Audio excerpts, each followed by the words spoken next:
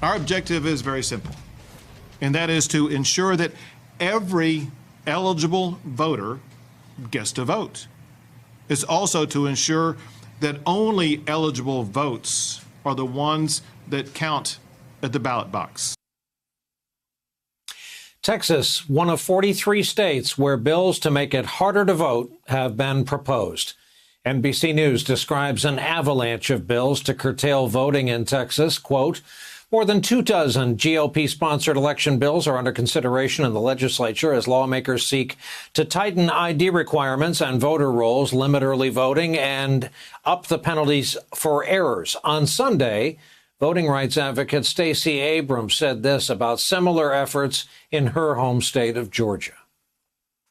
These bills are nothing more than a pretext for returning to Jim Crow and stopping voters they don't want to hear from. And my belief is that voters across this country, when they see that their right to vote is being thwarted, will do what they can to push back. But they shouldn't have to fight on their own. That's why we elected a Congress. That's why we have a Constitution. And that is why Congress should be held to account for defending our democracy.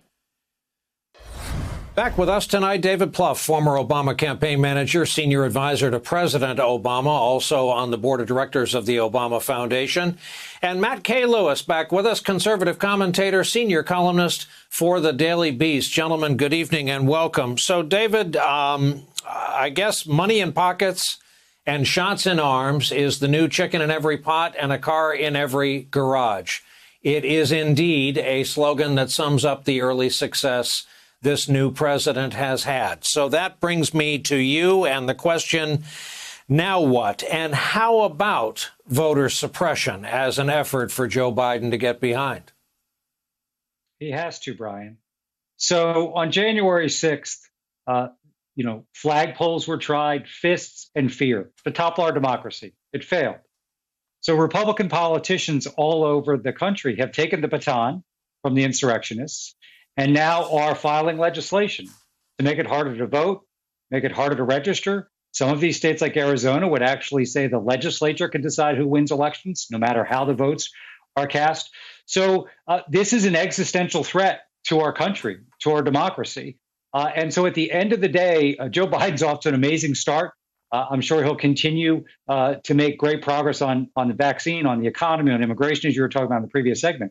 But if basically our democracy is torn apart and Republican politicians can choose who votes and how those votes are counted, we don't have a democracy. We don't have a country. So the For the People Act, the John Lewis bill, maybe it's a combination of those things, is going to have to be the law of the land.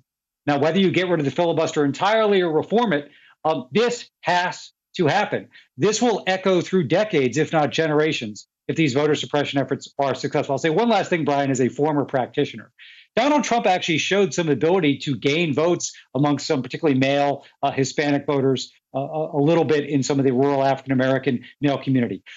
What they should do is say, how are we going to invest and try and build our numbers with minority voters, with young voters, so that they can become more competitive, because this country continues the inexorable demographic march. They're not going to do that. They're going to try and basically cripple our democracy so they can win the next couple elections. And with this party that's increasingly comfortable with open racism, with open voter suppression, if they gain back the House and Senate and the White House in 2024, we are going to be living in an autocracy. Sorry to say it.